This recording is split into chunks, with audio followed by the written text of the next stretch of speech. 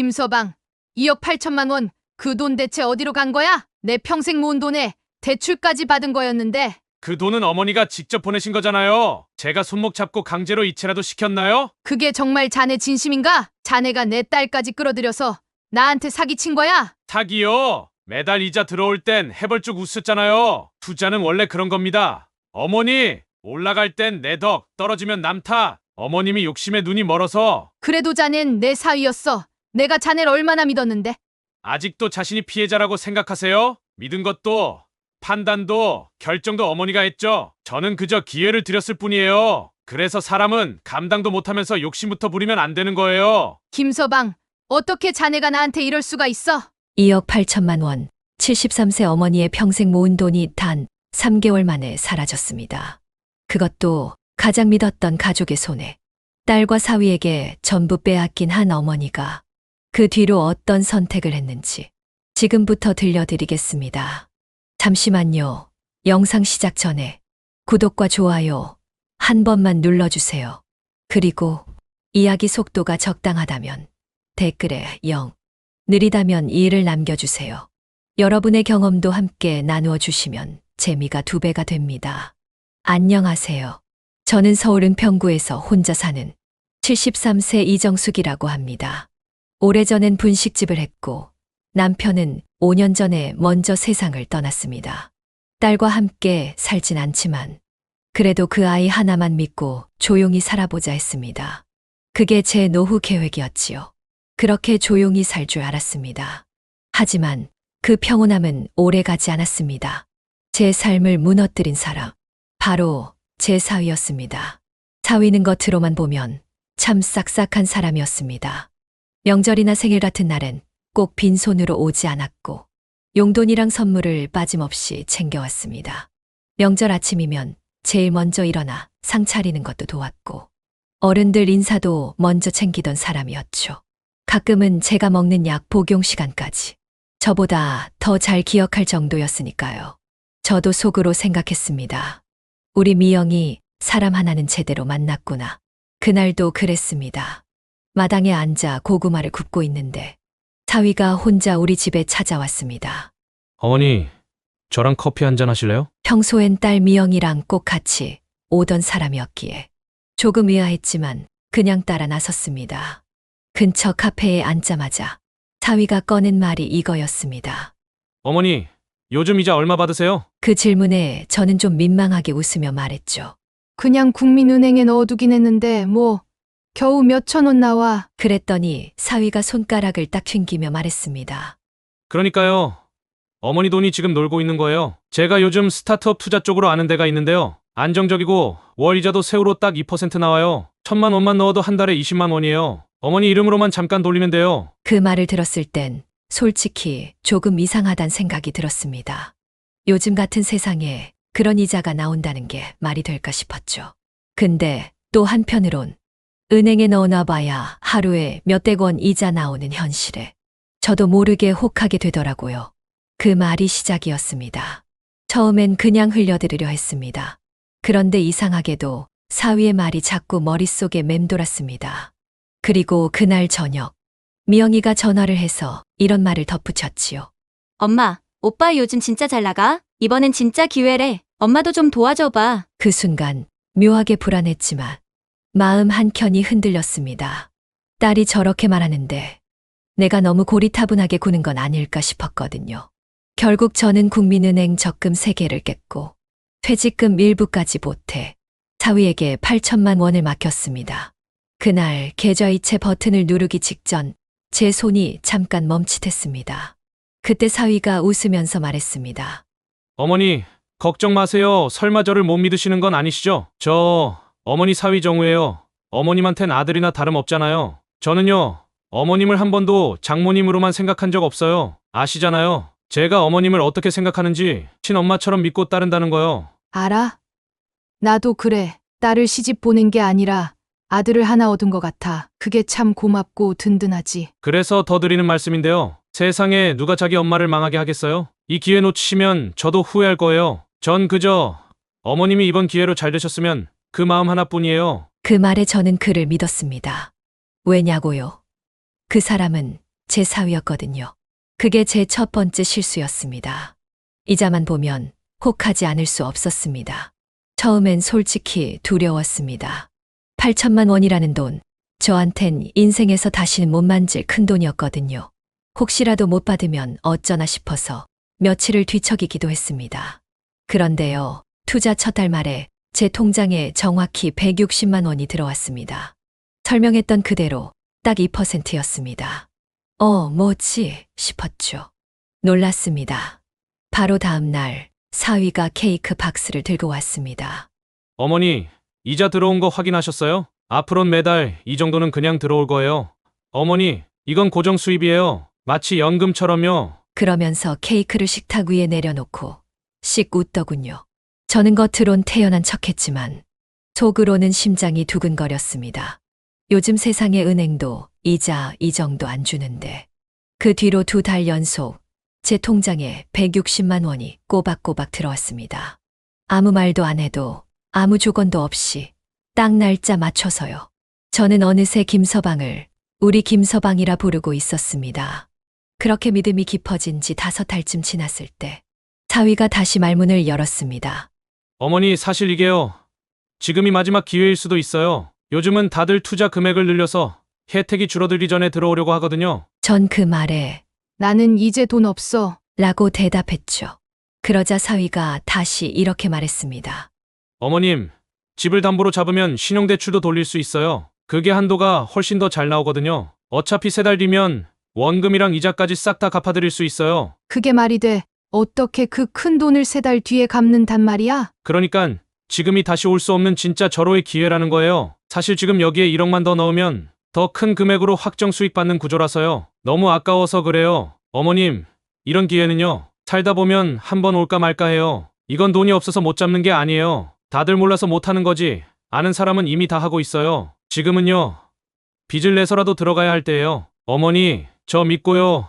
이번 한 번만 더 해보세요. 정말 이건 놓치면 평생 후회하신다니까요. 제가 다 책임질게요. 정 못 믿겠으면 그냥 저한테 한번 빌려준다고 생각하세요. 그 대신 수익은 전부 어머님 거예요. 어머님은 이익만 챙기시면 되세요. 그 말이 이번엔 다르게 들렸습니다. 처음엔 그저 사위에게 도움을 받는 마음이었는데 이제는 마치 제가 사위의 성공한 사업 안에 들어가 있는 사람처럼 느껴졌습니다. 위험하다는 생각보다 괜히 핑크빛 미래가 그려졌고 마음 한켠이 든든하면서도 기분이 묘하게 좋았습니다. 실제로 그 말 이후부터 사위는 전보다 더 자주 저를 찾아왔고 하루는 딸 미영이까지 전화를 걸어 이런 말을 하더군요. 엄마, 오빠 이번에 진짜 큰 건 잡았대. 이번 거만 잘 되면 우리도 진짜 숨 좀 쉴 수 있어. 이사도 가고 애들 유치원도 더 좋은 데로 옮기고 진짜 우리한텐 이번이 마지막 기회일지도 몰라. 엄마도 이번엔 우리랑 같이 잘 돼봐요. 엄마가 조금만 도와주면 우리 진짜 다 같이 잘 살 수 있어. 그래서 저는 집을 담보로 신용 대출 1억 원을 받기로 했죠. 그런데 며칠 뒤 사위가 말을 바꿨습니다. 어머님, 이왕 대출 받으신 거면요. 조금만 더 무리를 하시더라도 받을 수 있는 만큼 받아보세요. 어차피 1년 안에 원금이랑 이자 다 갚고 그만큼 벌게 되실 텐데요. 지금 당장을 보시지 말고 2-3달 뒤만 보셔도 남는 장사예요. 어디 가서 이런 기회 없어요. 남들은 몰라서 못하는 거라고요. 금액이 커질수록 어머님이 버시는 것도 당연히 더 커지시는 거고요. 이번이 진짜 마지막 기회예요. 솔직히 나중에 이 선택 진짜 잘했다고 생각하실 거예요. 그 말을 듣고 저는 그 순간에 마지막 기회를 놓치면 안 된다는 생각에 남편 사망보험금 중 일부였던 2천만 원과 남아있던 예금, 적금까지 모두 더해 7천만 원을 만들었고 카드론으로 3천만 원을 더 땡겼습니다. 그리고 앞서 받았던 신용대출까지 더해 총 2억 원을 사위에게 넘겼습니다. 그 돈을 사위에게 건네며 저는 이렇게 말했습니다. 김서방만 믿어 알지? 이 돈이 나한텐 어떤 의미인지. 사위는 제 손을 2손으로 감싸며 말했지요. 어머니, 절대 후회 안 하시게 해드릴게요. 이번 여름 지나면 어머니 인생도 바뀔 거예요. 그 말을 듣고 돌아오는 길, 저는 이상하게 마음이 편했습니다. 그땐 정말 몰랐습니다. 그 순간이 제가 사위에게 마지막으로 이체 버튼을 누르던 날이 될 줄은요. 7월의 끝자락이었습니다. 이전처럼 달력을 보며 이자가 들어올 날만 기다리고 있었지요. 통장 정리표를 꺼내 매달 들어온 날짜를 확인하고 휴대폰도 자꾸 들여다보게 되더군요. 그날도 오전 9시가 지나자 습관처럼 잔액을 확인했습니다. 없네. 한 번쯤은 늦어질 수도 있겠거니 싶었습니다. 그래서 문자를 보냈습니다. 김서방, 오늘 이자 날짜 같은데 아직 안 들어왔네. 답이 없었습니다. 사위가 바쁠 수도 있겠다 싶어 1시간 정도는 더 기다렸습니다. 점심이 지나도 아무 반응이 없었습니다. 저는 조심스레 딸에게 전화를 걸었습니다. 미영아, 김서방 어디 출장 갔니? 요즘은 잘 지내? 엄마 오빠 요즘 정신없어. 이번 투자에 대기업 자금도 들어온대. 그래. 그럼 나중에 김서방한테 연락 오겠네. 엄마, 혹시 무슨 일 있어? 아니야, 그냥 안부. 나는 그날 저녁까지 기다렸습니다. 결국 밤 10시가 다 돼서야 사위에게 전화가 왔습니다. 말투는 여전했습니다. 밝고 자신감 있는 목소리로. 어머니, 오늘 연락 못 드려서 죄송해요. 이번에 계약 하나 터지는 게 있어서 하루 종일 정신이 없었어요. 이자는 아마 모레쯤 다 정리해서 일괄로 들어갈 거예요. 절대 걱정 마세요. 지금 수익률이 더 올라서 오히려 어머니 몫이 늘어날 수도 있어요. 그 말을 듣고 저는 안심했습니다. 그럴 수도 있겠지. 내가 너무 예민했나 싶어. 괜히 사위를 못 믿는 것 같은 제 자신이 부끄러웠습니다. 그렇게 며칠 지났습니다. 하지만 이자는 들어오지 않았고 사위 말처럼 모레는 끝내 오지 않았습니다. 한 주가 더 지났지만 사위는 전화를 받지 않았습니다. 문자도 읽지 않았고 카톡은 숫자 표시만 여전히 그대로 남아 있었습니다. 그제야 저는 뭔가 이상하다는 걸 느끼기 시작했습니다. 딸 미영에게 전화를 걸었습니다. 미영아, 김서방 요즘 왜 이렇게 연락이 안 되니? 이자가 안 들어오는데 내가 걱정이 돼서 그래.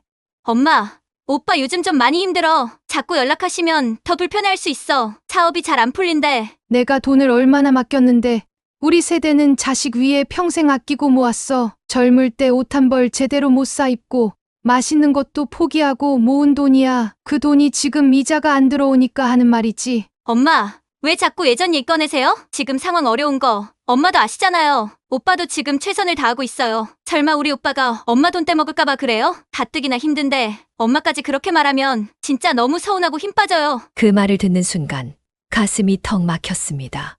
내가 평생 애지중지 키운 딸이 그렇게까지 냉정하게 나올 줄은 몰랐습니다. 그 애는 내 마음을 전혀 이해하지 못하고 있었고 그 순간부터 나 혼자라는 기분이 들기 시작했습니다. 이자가 들어와야 이자를 내고 하루하루 생활이 되는데 그런 말 한마디에 내가 죄인이라도 된 듯한 기분이 들었습니다. 그날 저녁 뜻밖의 미영이가 찾아왔습니다. 문을 열자 딸은 조심스러운 표정으로 서 있었습니다. 엄마 저녁 드셨어요? 제가 국 좀 끓여왔어요. 저는 말없이 비켜서 딸을 들였습니다. 미영이는 가져온 국을 냄비로 옮겨 식탁에 올려놓으며 말했습니다.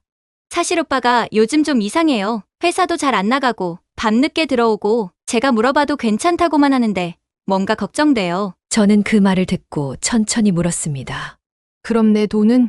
이자는 왜 안 들어오는 거니? 미영이의 표정이 순간 굳었습니다. 엄마, 오빠가 그러는데 곧 다 해결된대요. 엄마가 자꾸 닥치면 오빠도 더 힘들어해요. 조금만 기다려봐요. 미영아, 내가 얼마나 큰 돈을 맡겼는지 알지? 미영이는 고개를 숙였다가 갑자기 버럭 소리를 질렀습니다. 알아요. 다 알아. 근데 지금 오빠 상황도 좀 봐요. 오빠도 지금 최선을 다하고 있단 말이에요. 그 말을 내뱉고는 미영이는 자기도 놀란 듯 입을 다물었습니다. 그리고는 조용히 말했습니다.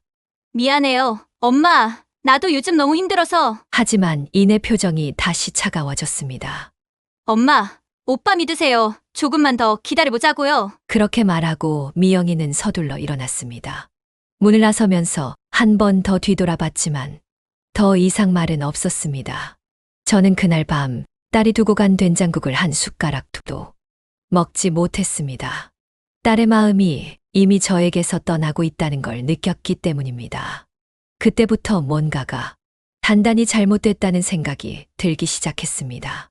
그래도 아직 확신은 없었습니다. 저는 김서방이 실수는 할지언정 적어도 저를 속일 사람은 아니라고 믿었으니까요. 하지만 그 믿음이 한순간에 무너지는 일이 벌어졌습니다. 그날은 동네 친구가 반찬을 좀 나눠주겠다며 들렀습니다. 제가 웃는 척은 했지만 얼굴이 어땠는지 친구가 저를 빤히 보더니 그러더군요. 정수가 어디 아파? 아니, 사람이 왜 이렇게 얼굴이 다 죽어가? 무슨 일 있어? 말해봐. 아니야, 그냥 요즘 잠을 좀 못 자서 그래. 정수가, 너 거짓말 못하는 거 알지? 내가 널 몇 년을 봐왔는데 지금 딱 봐도 이상하잖아. 결국 그 말에 저는 숨겨왔던 속 이야기를 꺼내고 말았습니다. 김서방한테 돈을 좀 맡겼어. 그때 말했던 그 투자 있잖아. 처음엔 괜찮았는데 며칠 전부터 이자가 안 들어오고 연락도 잘 안 돼. 그 말을 들은 친구가 한숨을 쉬며 말했습니다. 정숙이, 너 혹시 그거 당한 거 아니야? 응. 무슨 소리야? 요즘 뉴스에 줄줄이 나와. 그 스마트 투자라는 거 죄다 가짜래. 가까운 사람들한테까지 사기쳐서 집안 쫄딱 망하고 이혼까지 갔다는 얘기 봤어. 지금 우리 김서방을 의심하는 거야? 그게 아니라 혹시라도 내가 모르는 사이에 엮인 건 아닐까 해서. 그런 식으로 사람 홀리는 수법이 요즘 얼마나 많은데. 에이, 우리 김서방. 그럴 사람이야? 법 없이도 살 사람인데. 그날 밤 문득 사위가 예전에 깔아줬던 투자 앱이 생각났습니다. 어머니 명의로 등록된 계좌예요. 라며 보여준 적이 있었거든요. 혹시나 하는 마음에 그 앱을 켜봤습니다. 그런데 그날은 로그인조차 되지 않았습니다. 이상하다 싶어 고객센터에 전화를 걸었죠. 그쪽에서 돌아온 말은 딱 잘랐습니다. 해당 계좌는 지난주에 해지 처리되었고 모든 자금은 이미 전액 인출된 상태입니다. 순간 전화기를 쥔 손에서 힘이 빠졌고 귀에서 우웅거리는 소리가 들렸습니다. 머리가 하얘졌습니다.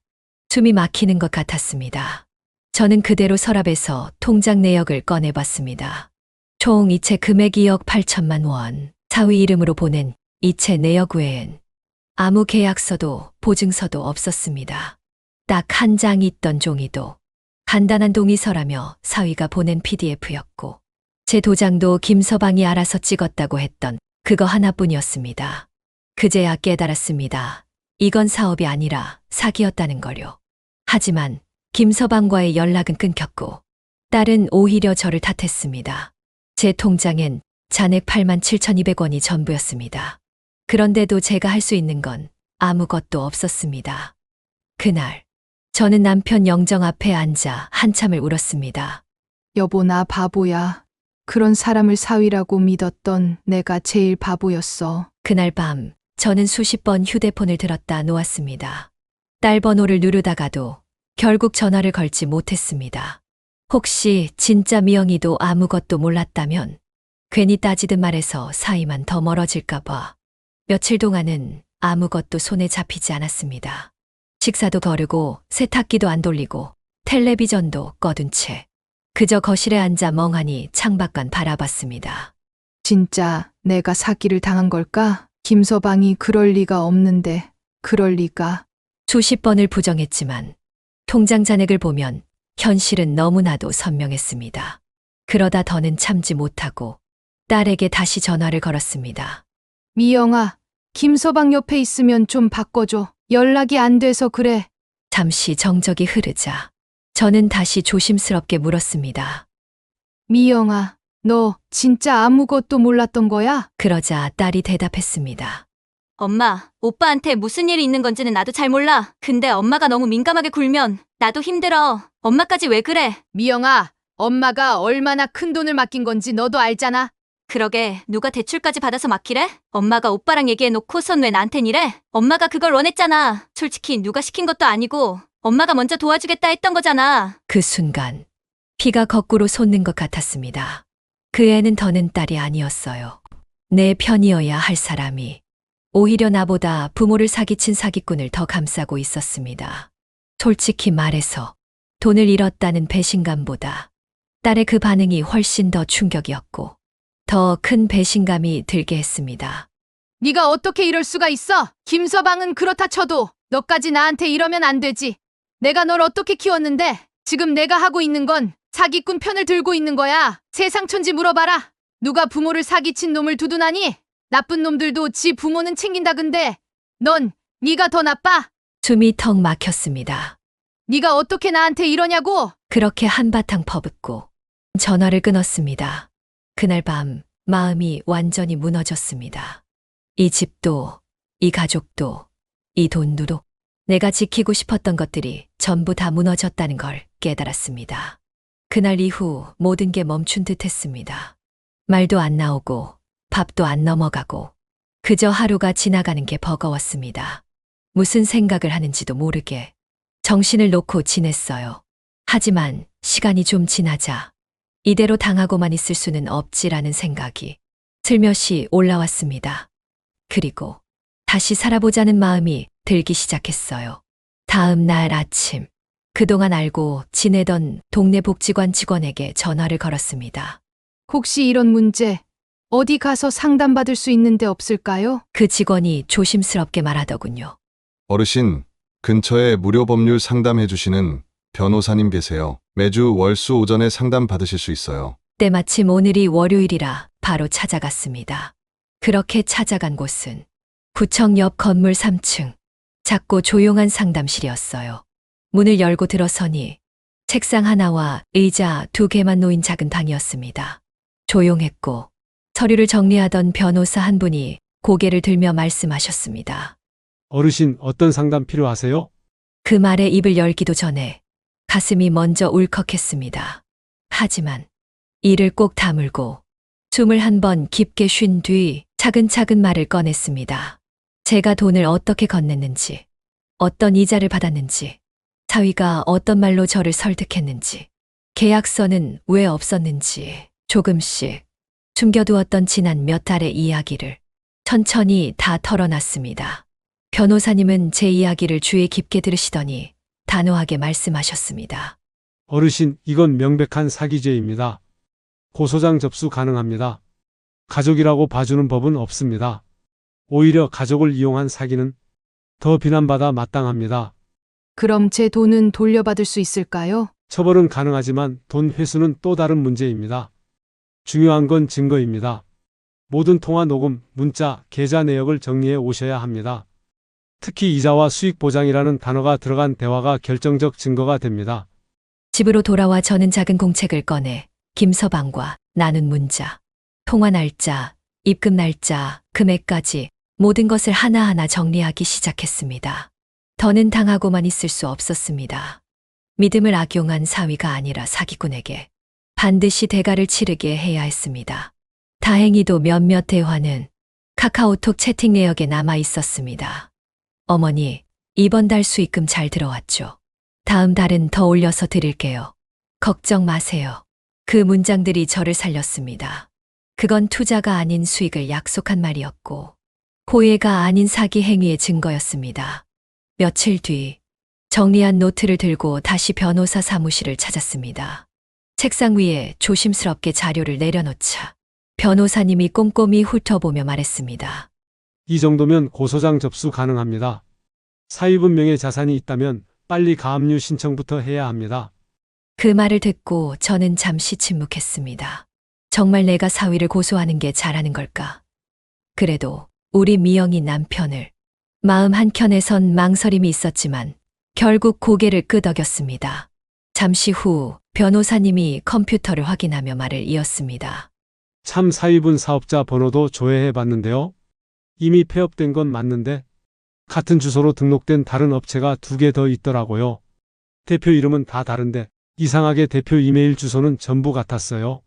사위분이 어르신께 보냈던 그 이메일 주소요. 손끝이 살짝 떨리기 시작했습니다. 순간 확신이 들었습니다. 김서방은 처음부터 계획적으로 저한테 접근한 거였어요. 모든 게 퍼즐처럼 하나하나 맞춰지는 것 같았습니다. 처음에 이자, 갑작스런 달콤한 말투, 딸의 부추김, 그리고 대출을 제 이름으로 받게 만든 이유까지. 모든 건 우연이 아니었습니다. 처음부터 끝까지 치밀하게 짜인 사기극이었죠. 그 순간 저는 비로소 인정할 수밖에 없었습니다. 내가 철저히 당했다는 사실을요. 고소장은 생각보다 빨리 접수되었습니다. 변호사님은 경험이 많은 분이셨고 제가 모은 문자와 계좌이체, 내역, 그가 보낸 수익 보장 메시지, 심지어 딸이 한 엄마도 이제 잘 살 수 있어라는 음성 녹음까지 모두 증거로 정리해 주셨습니다. 이 정도면 사기 혐의로 수사 충분합니다. 사위라고 봐주는 세상 아닙니다. 어르신. 그 말에 마음이 조금 놓이면서도 한편으론 무거운 돌덩이를 품은 듯했습니다. 딸아이의 얼굴, 그의 엄마라고 자부했던 제 자신, 그리고 그저 저를 아는 사람들 앞에서도 부끄럽지 않게 살아왔다고 생각했는데 그 자존심이 한꺼번에 무너진 기분이었어요. 며칠 뒤 경찰서에서 전화가 왔습니다. 이정호 씨, 지금 피해자 신분으로 조사받고 있습니다. 진술 내용에 따라 구속 여부가 판단될 예정입니다. 참고인 조사도 따로 진행될 예정이니 준비해 주세요. 그 전화를 끊고 나서도 마음이 쉽게 놓이진 않았습니다. 이게 진짜 끝일까? 어쩐지 그 사람과의 마지막이 아닐 것 같은 이상한 예감이 들더군요. 그날 저녁 초인종이 울렸습니다. 문을 열자 딸 미영이가 서 있었습니다. 손에는 봉투 하나가 들려 있었고 표정은 초조하고 다급해 보였습니다. 엄마, 우리 잠깐 얘기 좀 해. 오빠 지금 조사받고 있어. 잘못하면 구속될 수도 있대. 엄마가 합의만 해주면 처벌도 가볍고 우리도 좀 살 길이 생겨. 그걸 지금 나한테 하는 말이니? 내 집엔 정신 차리고 이혼하고 오라고 했을 텐데 아직도 너희들 살 길만 생각하지. 엄마, 어차피 돈도 못 돌려받잖아. 그냥 합의해주면 서로 편하잖아. 오빠도 반성하고 있어. 다신 안 그런데. 엄마도 이제 좀 편하게 살고 싶잖아, 그치? 그 순간 저는 조용히 고개를 저었습니다. 어떻게 돈을 못 돌려받는다는 소리가 아무렇지도 않게 나와? 돈을 돌려줘도 합의를 해줄까 말까인데 그걸 지금 말이라고 해? 미영이는 눈을 피하며 말했습니다.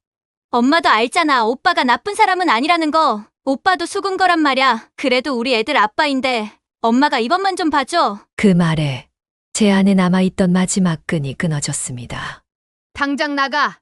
네가 정신 차리고 그 인간과 이혼을 하고 와서 내게 싹싹 빌면 너라도 용서할지 생각해 볼게. 너 이러는 거 너도 공범이야. 그 인간이랑 계속 살 거면 앞으로 날 찾아올 생각도 하지 마라. 난 그리고 돈 다 받아낼 거다. 엄마, 그게 무슨 말이야? 엄마, 제발 한 번만 봐줘. 오빠, 감옥 가면 애들과 난 어떻게 살라고. 사위 범죄자 만들고 애들 아빠 없는 사람 만들어야겠어? 엄마도 그건 원하지 않잖아. 너 이혼하면 찾아와. 그 전까진 너도 그 인간이랑 한편이야. 딸은 그 말을 듣고도 사과는커녕 고개를 떨구더니 이렇게 말했습니다. 엄마가 그때 그냥 조용히 넘어갔으면 여기까지 안 왔잖아. 굳이 고소까지 해서 일이 진짜 너무 커졌어. 말은 바로 하자. 그 인간이 나한테 사기를 치지만 않았으면 감옥 갈 일은 없었겠지. 돈 가져오기 전엔 합의해줄 생각 없으니깐 돌아가. 딸은 도장을 찍지 않은 합의서를 다시 가방에 넣고 돌아섰습니다. 딸이 돌아간 뒤 현관문을 닫고 한참 동안 아무 말도 하지 못했습니다. 저는 거실 바닥에 멍하니 앉아 텅 빈 벽만 바라봤습니다. 많은 생각이 오갔습니다. 마음이 복잡하고 왜 이런 일이 내게 일어난 건지. 원망할 사람도 없는데 원망이 되었습니다. 그렇다고 이대로 무너지면 안 된다. 다시 한번 마음을 다잡았어요. 그래, 이제부턴 나라도 나를 지켜야지. 며칠 뒤 경찰서에서 참고인 조사 요청이 들어왔습니다. 김정숙님, 사위분이 오늘 오전 조사받습니다. 가능하시면 오늘 오후에 오셔서 진술 부탁드립니다. 그렇게 진술을 마치고 나오는 길. 복도 끝 대기 의자에 그 사람이 앉아 있었습니다. 김서방 아니, 이제는 그저 사기꾼일 뿐인 그 사람. 대충 눌러쓴 모자에 구부정한 자세. 그런데도 얼굴엔 여전히 익숙한 웃음기가 묻어 있었습니다. 저를 보더니 입꼬리를 살짝 올리며 말했습니다.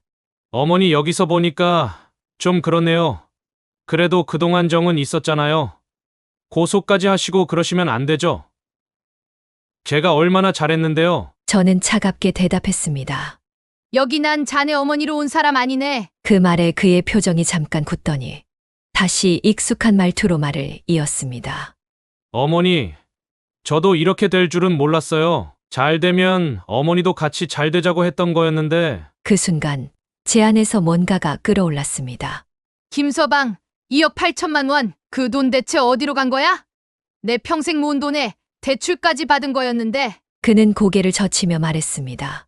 그 돈은 어머니가 직접 보내신 거잖아요. 제가 손목 잡고 강제로 이체라도 시켰나요? 이게 자네 본 모습인가? 내 딸까지 끌어들여서 나한테 사기친 거야? 사기요! 매달 이자 들어올 땐 좋다고 우리 김서방이라고 하시더니 투자는 원래 그런 겁니다. 어머니, 다 날릴 수도 있는 거라고요. 아니, 다 돈 벌면 세상 사람들이 왜 그렇게 고생하며 일하겠어요? 어머님이 욕심에 눈이 멀어서 그런 거죠? 내가 자네 사위라고 얼마나 믿었는데. 그러게, 누가 그렇게 믿으시래요? 아직도 자신이 피해자라고 생각하세요? 믿은 것도, 판단한 것도 어머니였죠? 전 그냥 기회를 드린 것뿐이에요. 그러게 능력도 안 되면서 왜 욕심을 부리셨어요? 저는 조용히 그를 바라보다 마지막 한마디를 던졌습니다.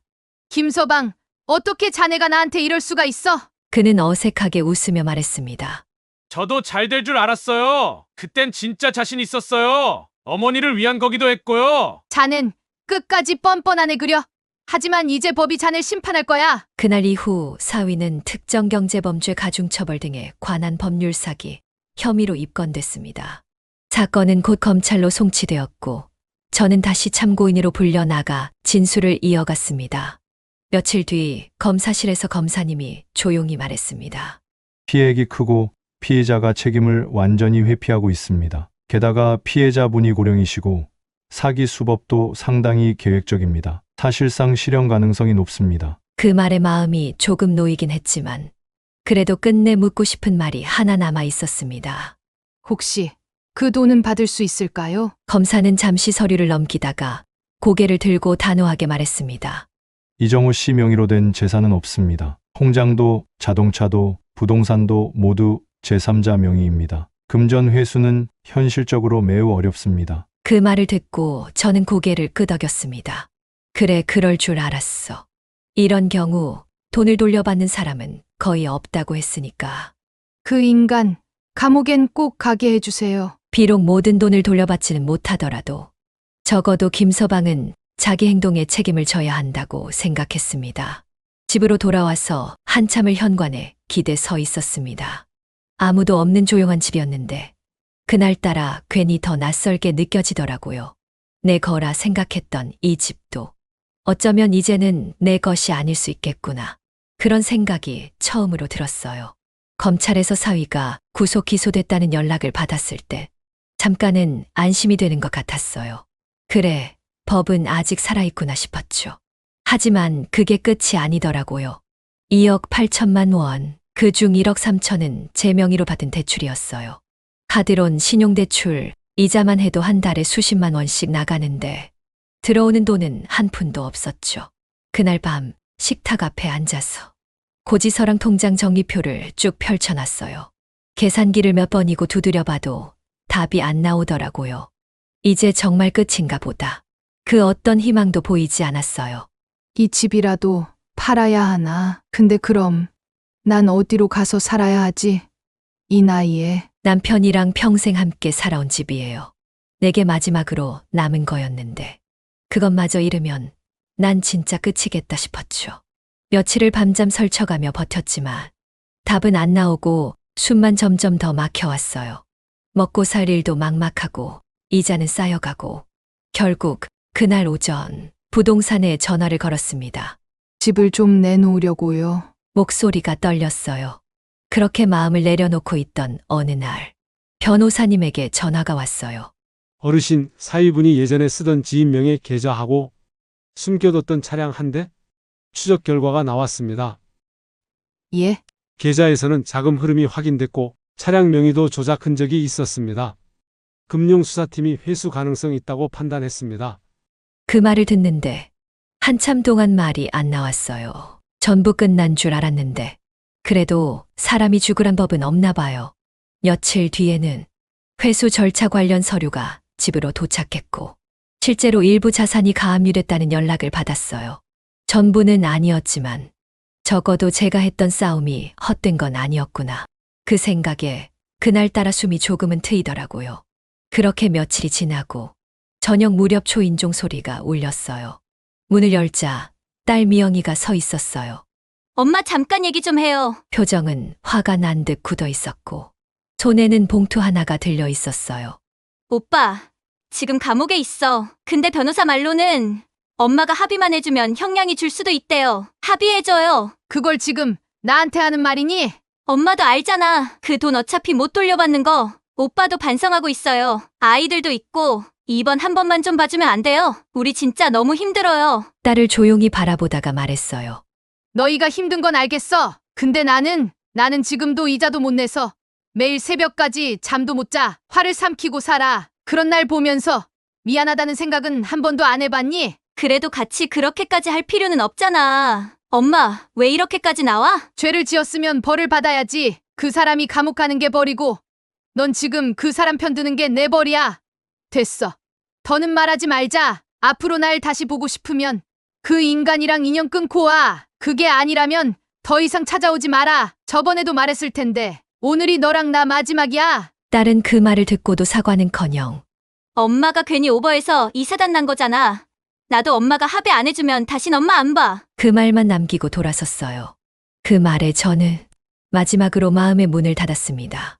문이 닫히는 소리가 들리고 그 아이의 발소리가 사라질 때까지 한참 동안 그 자리에 서 있었어요. 그날 밤 또다시 눈물이 쏟아졌어요. 내가 잃은 건 돈만이 아니었거든요. 믿었던 자식에게마저 철저히 외면당한 나였다는 사실. 사기당한 것도 억울했지만 딸한테서 들은 말들이 더 쓰라렸어요. 그 밤은 참 길었어요. 불은 켜놓은 채 방 안을 몇 번이나 돌았는지도 모르겠어요. 잠은 안 오고 가슴은 막힌 듯 답답하고 눈물은 좀처럼 마르지 않았습니다. 다음 날 아침 겨우 몸을 추슬렀을 땐 아무것도 할 수 없었어요. 밥솥은 텅 비어 있었고 냉장고 문을 열었다가 그냥 닫았죠. 그렇게 또 하루가 지나고 이틀째 되는 날이었어요. 문을 두드리는 소리가 들렸습니다. 정숙 씨, 안에 있어요? 동네에 사는 윤 여사님이었습니다. 비닐봉지 하나를 들고 서 있더라고요.